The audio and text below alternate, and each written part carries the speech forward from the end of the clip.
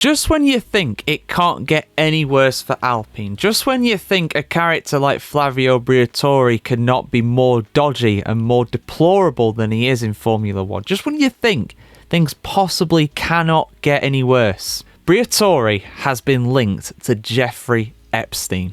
Now, we're not going to talk about the conspiracy theories around Jeffrey Epstein, about the Epstein files specifically. We're just going to talk about Briatore and his links to the now deceased Jeffrey Epstein. We're going to leave it at that, because otherwise we'll be here for hours, right? Let's just keep it on Formula 1 here, because when I saw this first come out, I was like, seriously?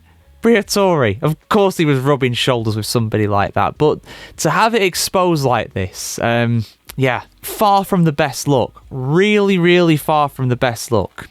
But let's have a look, guys. Full article on the F1Chronicle.com here as always, and I will give my opinion about it at the end as always. Flavio Briatore is under renewed scrutiny in Formula 1 amid fresh media investigations into his ties with Jeffrey Epstein and growing dysfunction at Alpine, where he serves as team advisor.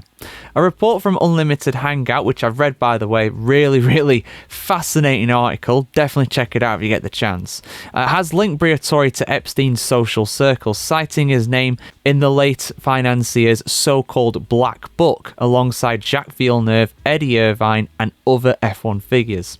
No charges have been laid and Formula 1 has made no official comment, but the timing is awkward. Renault CEO Luca Di Maio, a key supporter of both the F1 project and Briatore's return, abruptly resigned recently. His replacement, Francois Provost, is yet to sign any commitment to Alpine's embattled race programme as Renault faces growing financial pressure. Meanwhile, rumours are swirling around Christian Horner, who was ousted by Red Bull recently. According to Sky Deutschland, Ralf Schumacher said, "I don't know if Horner will return. Sometimes things can change quickly." We also have the story of his assistant, Fiona, which was the subject of the investigation. She has apparently now been given a good position at Cadillac and will return to the paddock. Apparently this story will be brought before the court in January, Schumacher added, and I suspect that other teams are waiting for the investigation to be concluded. Nico Rosberg told Sky that Toto Wolff is incredibly afraid that Horner wants to become president of the FIA. That would be a nightmare for Wolff, without a doubt. I think that Horner, should start a 12th team or become head of Alpine. He has good relations with Flavio Briatore. Alpine driver Pierre Gasly, a former Red Bull protege, also weighed in. Christian has been very, very good at what he has done. I am sure we'll see him in some other team. Given Christian's vast experience and skills, I'm sure many teams will be interested in his services.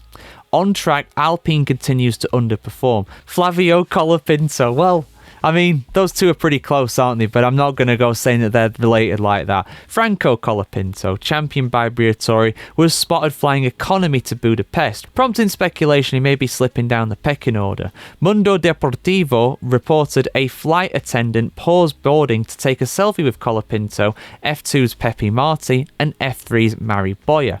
Briatore, speaking to Automotor und Sport, admitted, "If we survive Q1, we often make it to Q4. Yeah, Flavio has been linked to Jeffrey Epstein.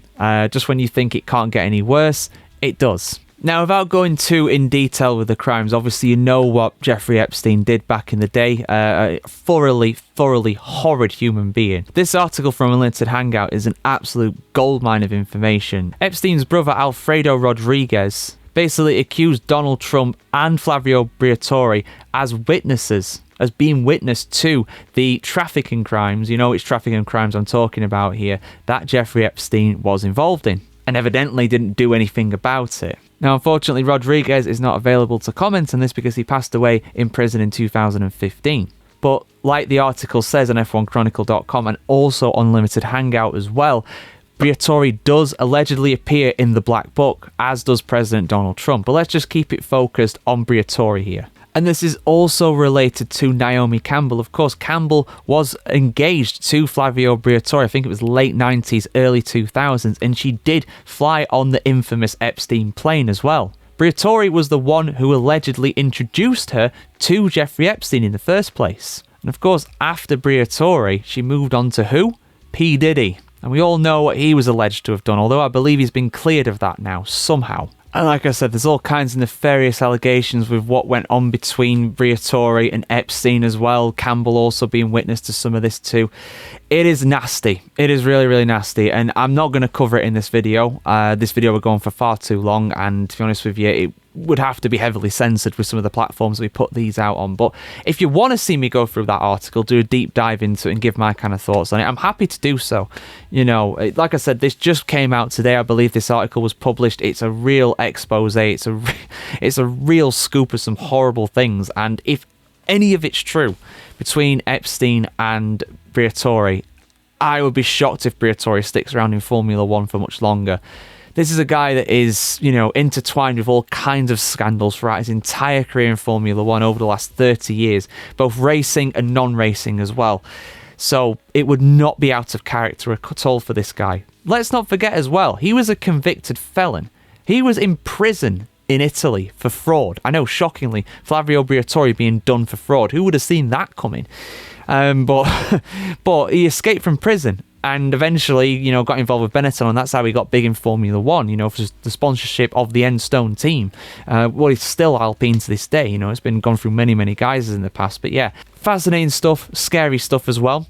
Get your thoughts in the comments below on this, guys. What do you think about these rumours? Are they true? Are they not? Would you like to see me go more in depth with them? Would you like me to go through that article? Because it's a long, long one. It would take a long time. It'd be a bit of a special if it was. And yeah, I'd have to be careful with what I said and everything like that. But yeah, your thoughts in the comments below. I appreciate it as always, guys. Like, share, comment, subscribe. As always, have a fantastic day wherever in the world today. And we'll see you very soon.